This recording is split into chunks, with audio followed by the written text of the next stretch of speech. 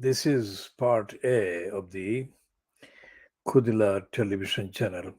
Khoodeelaar. It's a Siloti language word created by me as the multifaceted call for the community to get organized and vocal in opposing the plot devised by the big business interests in collusion with the then mayor at the expense of London, Ken lying still Livingstone the crook. The plot to dig a hole, big hole, very big hole, right in the middle of Brick Lane, London E1. Brick Lane is synonymous, contextually, factually, evidentially, historically, historically as well. Afia Begum, we shall be talking about Afia Begum in this edition as well.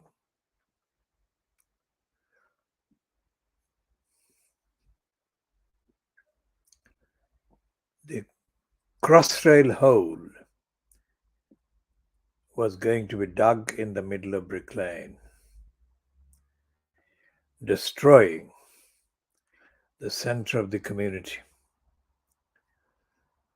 That remains the center in figure, in name, in chronological narrative, the center of the community that was the Siloti community until 1971, and it became part of the Siloti Bangladeshi community since 16th of December 1971.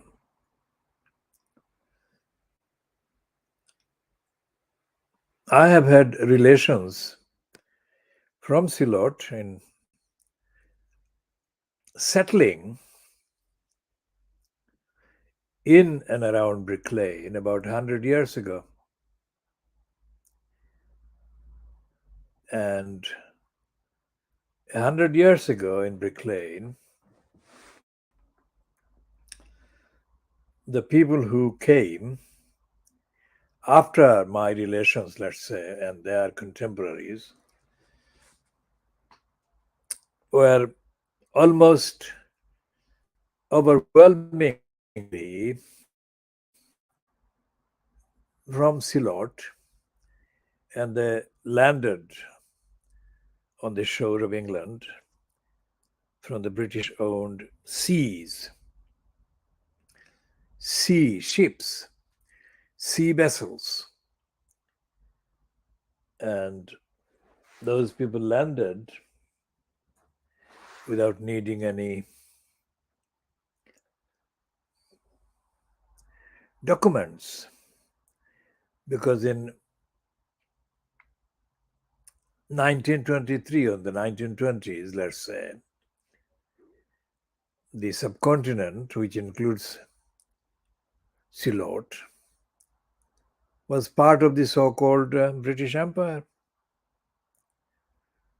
So these people were British by occupation.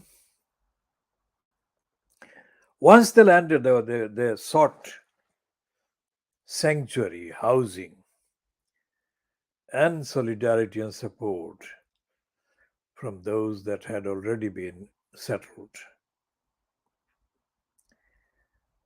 So there was no so-called social security or social services, but there was social in the original sense, coming from the community, the demography in Silot itself. So the people helped the new arrivals and helped them more substantially than has been recognized except by me. So we shall be talking about that historically in due course as well. And by contemporary reference to the debate that is now raging party politically between the UK Conservatives, who are blaming or accusing Keir Starmer, who is the front man, at the expense of the Labour Party, of having accused or created a narrative about Rishi Sunak that he wants to decriminalize rape. Now, that claim we shall examine in due course, not in detail necessarily in this edition, but in due course. The claim that Rishi Sunak is trying to decriminalize rape is a big claim and it needs big substantiation. Today's Sunday Times magazine, 9th of April 2023, has the main cover story about the London Metropolitan Policeman, the serial rapist criminal, David Carrick, saying that this criminal became a monster starting with his raping campaign aged 13,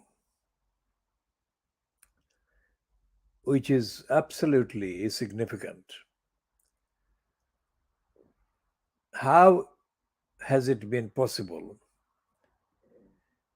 for a congenital rapist criminal of the description of David Carrick to reach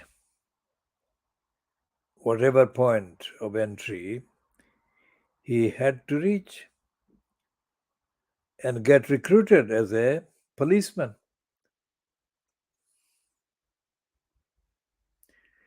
It is clear based on the evidence of the contents of the publications about David Carrick that policing doesn't exist in this country. Most certainly not in the context of crimes that policing should be about. Crimes, the prevention of which should be the main purpose of the police organization. When I complained to the council, Tower Hamlets Council, during the 1990s about the gangs, really gangs of mainly Bangladeshi origin, but London-born or UK-born criminals in their teens or even younger and in their 20s. These criminals, born to mainly Bangladeshi parents in London, were allowed to roam about estates in Tower Hamlets and carrying out serial criminality every single hour.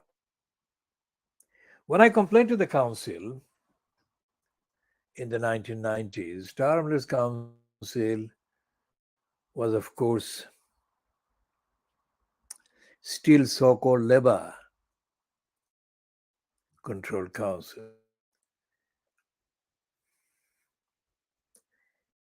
Labour Control Council in Tower Hamlets was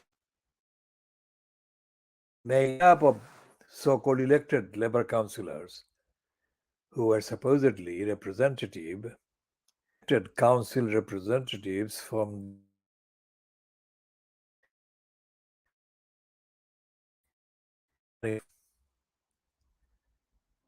these councillors included Salimullah, Sirajul Islam, to name only two. And of course, on another ward, it was Abbas Uddin Elias Halal. None of these that I have named did anything. They didn't do anything to stop the criminals. They didn't do anything to stop criminality. And they didn't do anything to show recognition of the world exclusive, very high velocity, high quality investigation that I had to do to make sure that the information that I was communicating to the Tower Hamlets Council was absolutely beyond any doubt in terms of accuracy, in terms of authenticity, in terms of objective independence, transparency. So that was in the 1990s. So in the past week, the remnants of the debate, so-called, or the controversy or the rows between the Conservative Party and the Labour Party in the UK about the Pakistani origin rapist gang that targeted mainly white girls in parts of the northern counties in the United Kingdom. And this is, of course, something that has been going on. The debate has been going on for quite a few years. Most significantly, despite the fact that the debate has been going on for quite a few years, there has been deadly, deafening silence from the Labour Party locally or UK centrally, either centrally in terms of the parliament or centrally in terms of the manipulation propaganda that is generated from the center, being the UK capital, London, Westminster. There has been no recognition by the Labour Party of the crimes that were committed by the mainly Pakistani origin but British-born gangs of criminals targeting mainly white girls for rape and sexual exploitation and so on. Now, there has been a qualifier about this. Those who say that the numerical majority of the gangs that targeted the white girls for rape and sexual exploitation were and remain white, which I absolutely accept. But it is not about the numbers. The message that spreads about the ethnicity of the criminals, targeting mainly white girls for rape and grooming, sexual exploitation. The message that goes is not dependent on the number involved in the particular message or particular perpetration. The message is regardless of the number. And that is underlying everything that is going on in terms of the news and propaganda. For example, the criminals who were found guilty of defaming the ITV news crew that had actually reported mainly in the UK the genocidal attack on the Muslims in Bosnia by the Serbians are operating as spiked.com or .org, whatever is spiked. And these criminals are more poisonous than the word congenital can express. These are seriously disturbed individuals that are hostile to Islam, hostile to Muslims, to the point that they were accusing a news organization of lying and fabricating what was actually the truthful account of genocide being carried out against the Muslims by the Serbs. So these criminals, how can these criminals be allowed to pass themselves off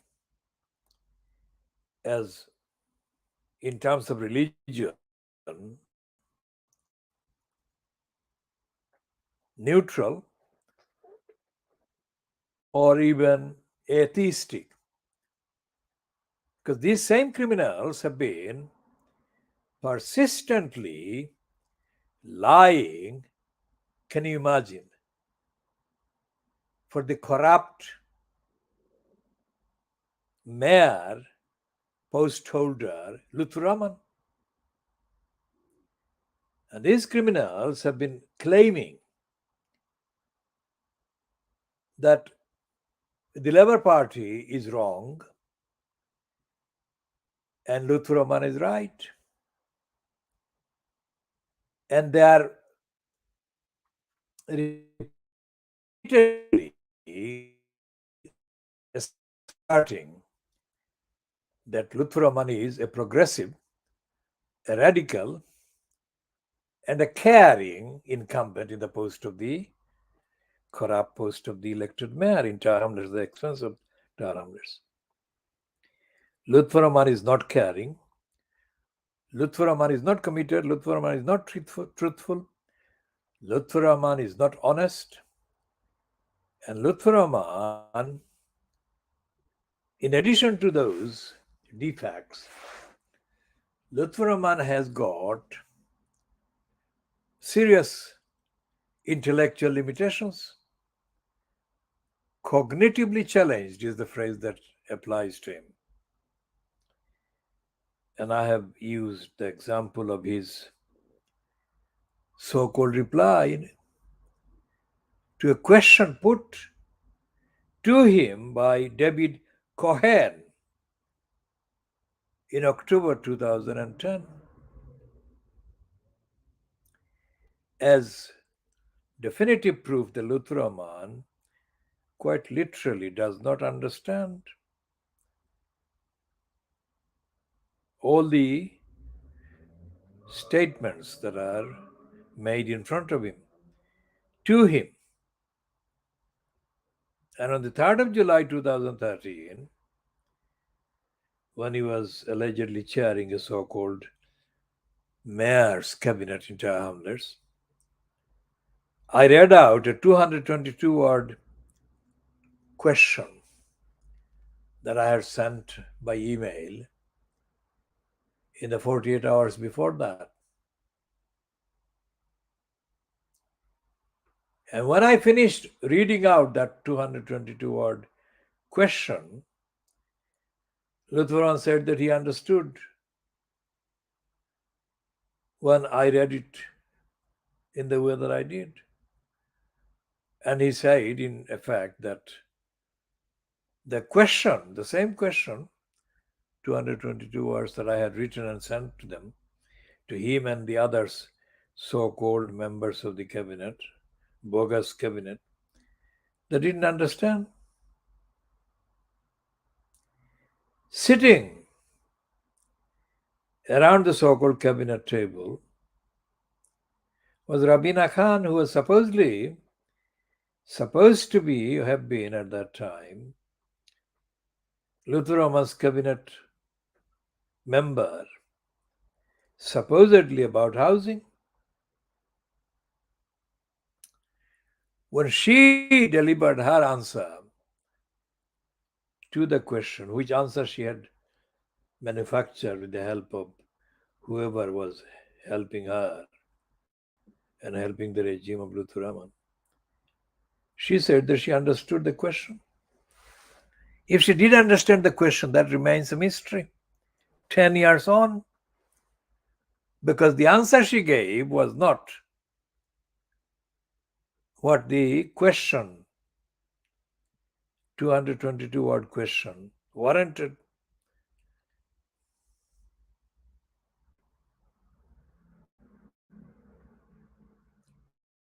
So around the table also on that day was this criminal, liar, Isabel Freeman. Isabel Freeman was imposed on that date as the so-called monitoring officer at the expense of accountability, answerability, democracy in Terms Council. And in the period, in the years that Isabel Freeman was imposed, I had to spend significant amount of time, energy, and resource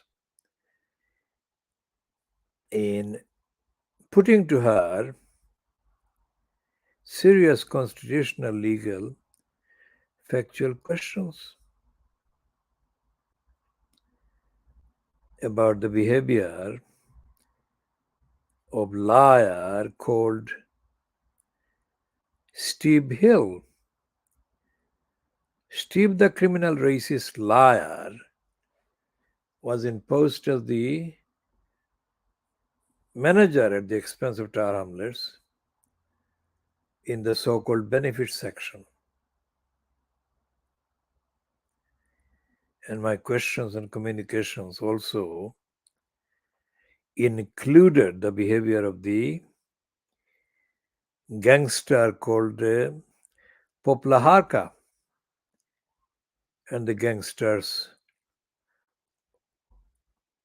doing business of the gangster operations under the name of Tower Hamlets Community Housing, THCH.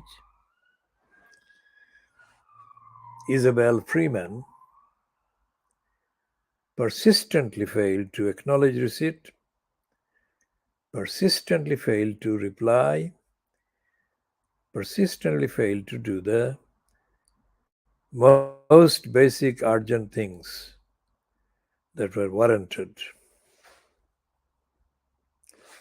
If we go outside of Tower Hamlets Council, just for a contextual reference, and look at the behavior of the licensed law traders. I mean, one type of licensed law trader called the Queen's Council at the time. I mean, Queen's Council became King's Council only upon the passing away of Brenda the Queen. So, for all the 8 decades of her stay as the incumbent monarch, all the licensed law trading barristers who were given the status of senior barristers by the unaccountable bureaucracy inside the four inns of court were given the title QC, denoting Queen's Counsel. So the time, energy, and resources that I had to spend in making the communications to Lutheraman and copying them or make directly communicating other communications to Isabella Freeman at 2023 prices, the quality of those communications could only be achievable by the ready payment of cash at the rate of 5,000 plus per hour if the services of a King's Council were necessary and were applied. So if you multiply the hours, number of hours by the number of communications that the lying Luthraman caused to be made, and the entirety of his so-called cabinet of liars caused me to undertake and administer, and the so-called monitoring officer, the lying, the racist, the corrupt Isabel Freeman, and her various line managed or line mismanaged colleagues in the so-called legal department in the London Borough of Tower Hamlets Council, especially the likes of the liar David Galpin et al. All these liars, Luther the liar, Isabel Freeman the liar, and the cabinet members fronted by Luther the liar, and the other employees, including the criminal, festering criminal crook, Colin Cormack. All of these criminals behaved persistently, negligently, callously, illegally, unlawfully. So, the sheer physical communications that they caused to be made for the records ran into, over the years, several thousand. So if you multiply several thousand, the particular number of the thousands,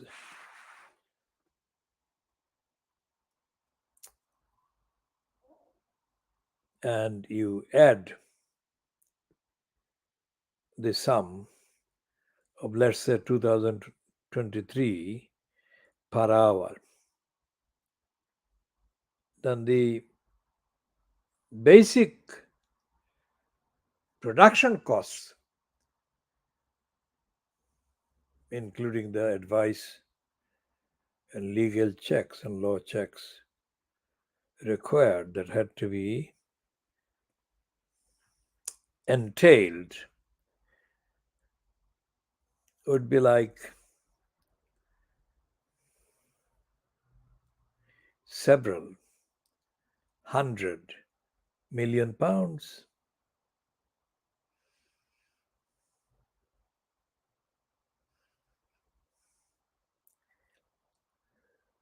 Because although David Panic is still, he's been again hired by the Manchester City Football Club, which, according to the Legal Chick, a website that kind of publishes mainly stuff about goings on in the so called legal profession,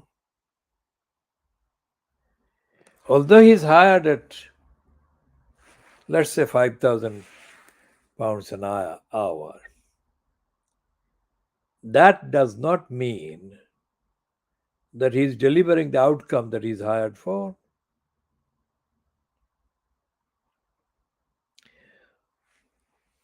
In the case of the communications that I had to research, fact check, create, and communicate to the listed liars Isabella Freeman, Lutfur Rahman, Rabina Khan, et al. Over the years concerned, and the liar called Aman Dalby, several £100 million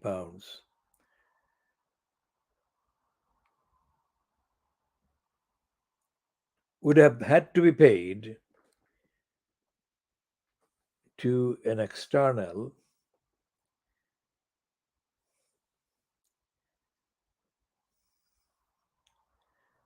quote learned law advisor such as David Panic.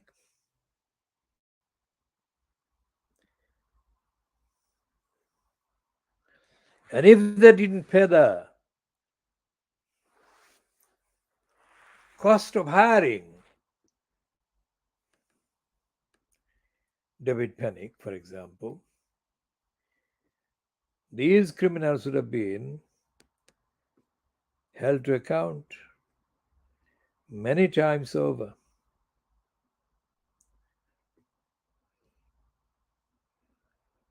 And their criminality could only have been compared to Barney Madoff. Barney Madoff, the notorious financial criminal in the USA, was able to get away with his criminality over years, decades, until by accident, so called, one of his family members caught him and shopped him. The Ponzi criminal scheme that Barney Madoff made into an operation that lasted several years.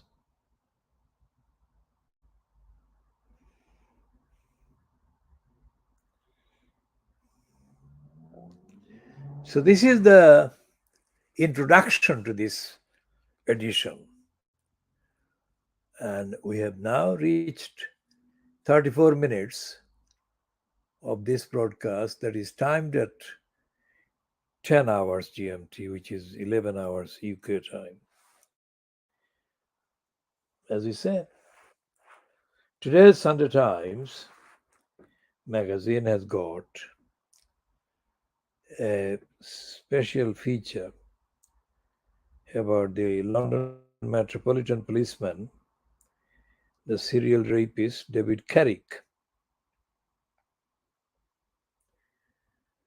And of course, the Sunday Times newspaper side, the front page has got trailers, including the elevation of the American singer Taylor Swift to being the modern day Shakespeare. Well, I am not a fan of the myth of Shakespeare, of course, but they are comparing Taylor Swift with the Shakespeare is not about my attitude towards Shakespeare, but what the received attitude for the brainwashed people is. And they are targeting those people. And there is no real truth in the elevation.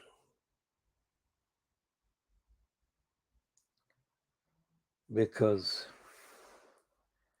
whatever they are claiming to be the basis for comparing Taylor Swift to Shakespeare, there is no substance. What there is image of a kind of blondish white female with kind of physical attributes that can be presented as being erotically, sexually attractive, which is what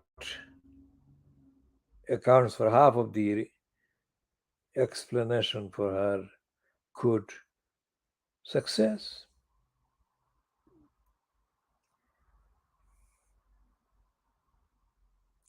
We shall be talking more about Tyler Smith and others in due course. Bringing this particular short edition of introduction, 37 minutes long, to an end at 10:32 hours GMT on Sunday, the 9th of April 2023.